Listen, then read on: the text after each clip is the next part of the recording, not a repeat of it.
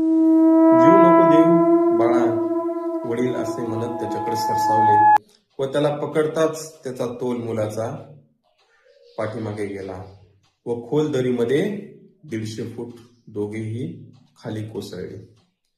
हे क्षण बघताच आईलाही फार वाईट वाटले व त्या क्षणी आईने कसलाही विचार न करता त्या खोल दरीमध्ये आपलेही प्राण गमावले. ही अत्यंत दुर्दैवी घटना घेतलेली आहे. जे आजच्या काळामध्ये जो मोबाईलचं व्यसन मुलांना लागलेलं आहे त्या व्यसनापासून दूर का ठेवू शकत नाही. ह्या मोबाईलच्या व्यसनाने अनेक जीव हे आपल्याला जाताना का दिसत आहेत.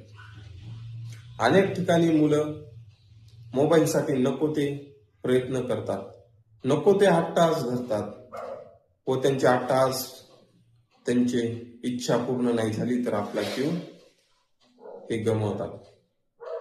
त्या पाठीमागे आपण बरेच ठिकाणी पाहतो की मोबाईलमुळे जे आहारी गेलेले मुले आहेत त्यांना एक मानसिक आजार झालेला आहे हे लक्षात येत नाही. अशा अनेक घटना आपण टीव्हीवर मोबाईलवरती बघत असतो. परंतु ह्या मोबाईलची जी वाईट सवय मुलांना लागलेली आहे ही वाईट सवय तोडणे फार महत्वाचे आहे. या वाईट सवयी पासून मुलांना दूर करणे फार महत्वाचे आहे. मोबाईल हा वाईट नाहीये, मोबाईल हा चांगल्या गोष्टीसाठी वापर करू शकतो आपण. परंतु मोबाईल एक सवय बनवून घेतल्यामुळे आपल्याला ती एक मानसिक त्रास बनला आहे. जसं आपण श्वासाशिवाय जगू शकत नाही, आजकालची मुलं मोबाईल शिवाय जगू शकत नाही असं म्हणायला वावगं नाही ठरत. परंतु आपल्याला आजच्या घडीपासून आत्तापासून आपल्या घरातील मुलांना मोबाईल पासून दूर कसं ठेवायचं हे प्रथमतः लक्षात येणं फार महत्वाचं आहे. मग याच्यासाठी काही टिप्स आहेत. ह्या टिप्स म्हणजेच काय तर मुलं आठवड्यापेक्षा म्हणजे किती 2 आठवड्यापेक्षा जास्त त्यांच्या बिहेवियरमध्ये त्यांच्या वर्तनामध्ये असे बदल होत असतील तर आपल्याला लक्षात येणं गरजेचं आहे की याचं मोबाईलचं ॲडिक्शन फार मोठ्या प्रमाणात वाढलेलं आहे आणि हे ॲडिक्शन कमी करण्यासाठी आपल्याला काय करता येईल. बघा, पहिल्या नंबरला आहे मोबाईल नाही मिळाला तर रडणे, ओरडणे, वस्तू फेकून देणे, अस्ताव्यस्त करून देणे, ह्या गोष्टी त्याच्या वर्तनामध्ये दिसून येतात. दुसऱ्या नंबरचं बघा अभ्यास, जो त्याचा दैनंदिन अभ्यास असतो त्या अभ्यासामध्ये त्याचं लक्ष नसणे, वर्गामध्ये झालेला अभ्यास त्याच्या लक्षात न राहणे, तसेच घरी आल्याच्या नंतर जेवणामध्ये आस्वाद न राहणे, भूक मंदावते, झोप मंदावते, झोप येत नाही रात्रभर. ह्या अशा गोष्टी ह्या फक्त मोबाईल बंद केल्यामुळे किंवा मोबाईलचं ॲडिक्शन असल्यामुळे होऊ शकतात. त्यानंतर बघा रोजच्या वापरामध्ये वाढत जाणे. आज मोबाईल 10 मिनिटं बघतो तो उद्या 1 तास बघतो, 1 तासाचं 4 तासावर जाते. हे 4 तास 5 तास दिवसभरातील जे मोबाईलचं ॲडिक्शन आहे ते फार हानिकारक आहे. त्यानंतर खोटं बोलणे, कोणत्याही गोष्ट लपवणे, हे आजकालचे मुलं मोबाईलमुळे करत असतात. त्यावर आपण उपाय म्हणून काय करायला पाहिजे, काहीतरी नियम करणे अपेक्षित आहे. आपण स्वतःपासून हे नियम करणे फार महत्वाचं आहे.